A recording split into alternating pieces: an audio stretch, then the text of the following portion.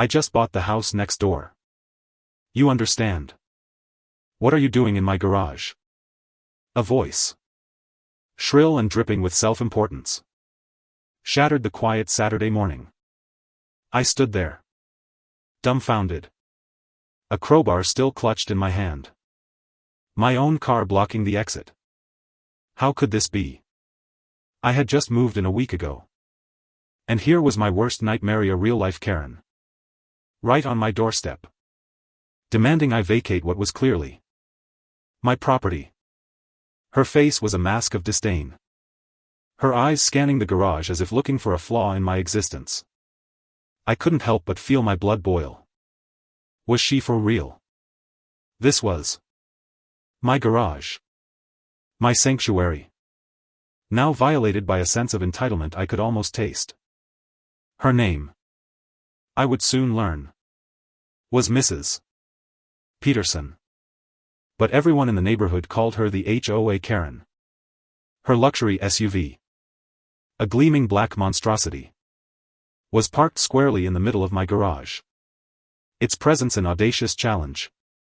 That's my spot, she declared, pointing a perfectly manicured finger at the concrete floor as if it were a deed proving ownership.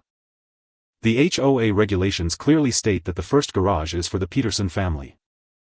My mind raced, grappling with the sheer audacity of her claim. The previous owners had told me all about her. But I never imagined it would be this bad. A sharp, icy dread settled in my gut. A stark contrast to the rising fury in my chest. I took a deep breath. The smell of fresh concrete and old oil filling my lungs. Trying to calm the storm brewing within me. With all due respect, Mrs. Peterson, I began. My voice a shaky attempt at politeness. This is my property. I have the title deed, the keys, and a hefty mortgage to prove it. You have no right to park your car here. The words felt inadequate against her unwavering arrogance. A sneer twisted her lips. I don't have to listen to a new homeowner, she scoffed. And the HOA will hear about this. You're violating our community rules. She didn't seem to grasp the irony. She was the one trespassing. Yet she was lecturing me on rules. It was a classic Karen move. A power play designed to assert dominance.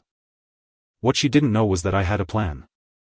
A simple but effective one. Forming in my mind with every indignant word she uttered. I simply shook my head.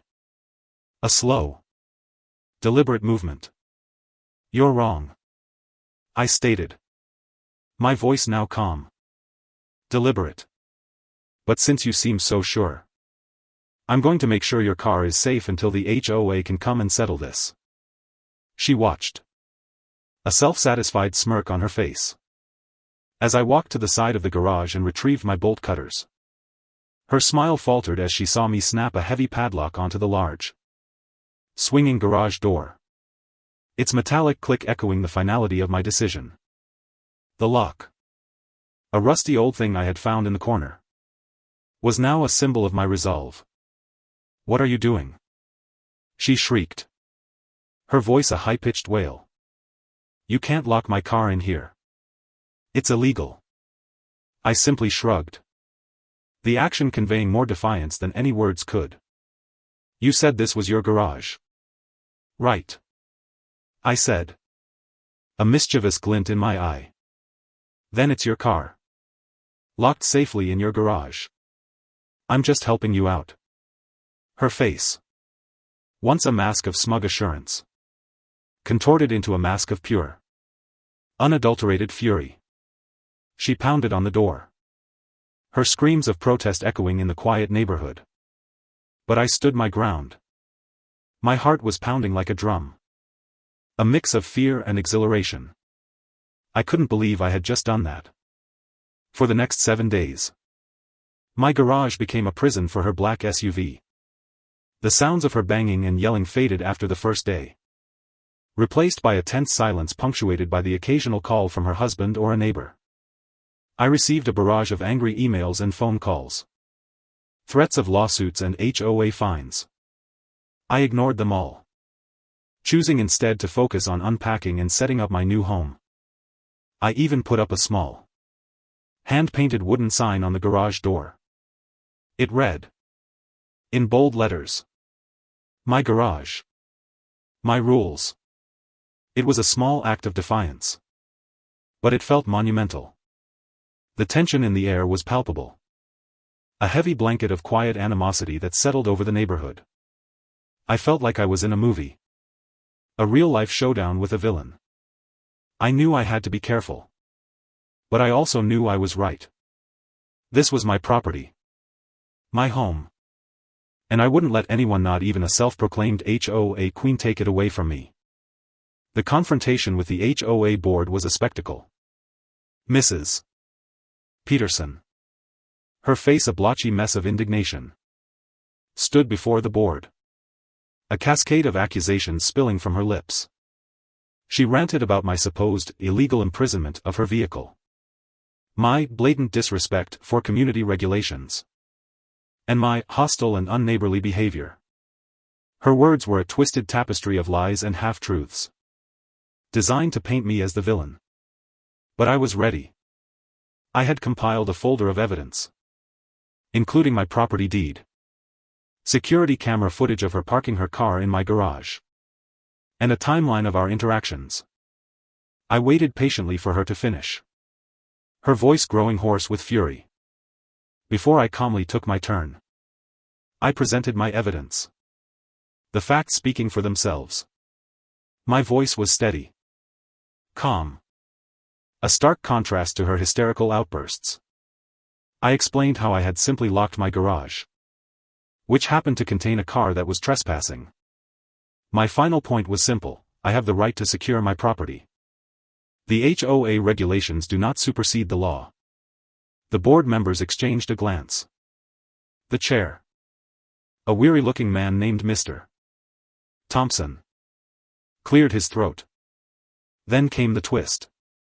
A sudden, unexpected turn that changed everything.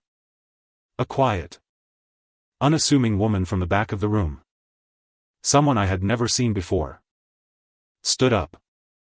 She was the property manager for the entire development, a fact I was unaware of. She held up a single sheet of paper. "I believe this document will clear things up," she said, her voice soft but firm. It was a copy of the original plot map for the entire neighborhood, and it showed a critical detail. The garages were not communal property. They were tied to the deeds of each individual home. The first garage Mrs. Peterson claimed as her own was, in fact, mine. Mrs. Peterson's face went white. The smug look of victory she had worn all morning crumbled, replaced by a look of sheer, unadulterated shock.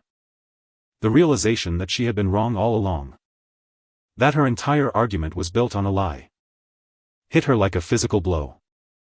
The air crackled with a mix of satisfaction and disbelief.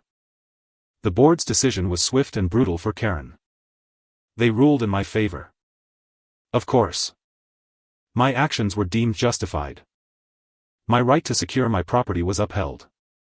But it didn't stop there. Mrs. Peterson was not only fined for trespassing but was also issued a formal warning for her repeated hostile and disruptive behavior. Her car was still in my garage, a monument to her hubris. The board mandated she cover the cost of a tow truck to have her car removed, and that I would be reimbursed for the locksmith I had called to remove the padlock, since she had damaged it in a fit of rage. The sweet taste of victory filled my mouth. But the most satisfying part was seeing her, the great HOA Karen, utterly defeated. Her usual air of superiority had vanished, replaced by a hollow-eyed emptiness. She had sowed the seeds of her own destruction, and now she was reaping the bitter harvest. Her car was finally towed away, its engine groaning in protest as it was hauled onto the flatbed. The quiet of my garage was restored, the silence a soothing balm after the week of chaos. I stood at the entrance, a faint smile on my face, watching as she argued with the tow truck driver. Her shouts were no longer filled with power, but with a desperate, defeated rage. The neighbors, who had been watching from their windows, came out to offer quiet words of support. A collective sense of relief hanging in the air. The HOA Karen's reign of terror was over. I had stood my ground. Not with violence or anger, but with a quiet, firm belief in what was right. And in the end, justice had prevailed. What do you think? Was I right to lock her car in my garage? Was my act of defiance a justified response? Or did I go too far?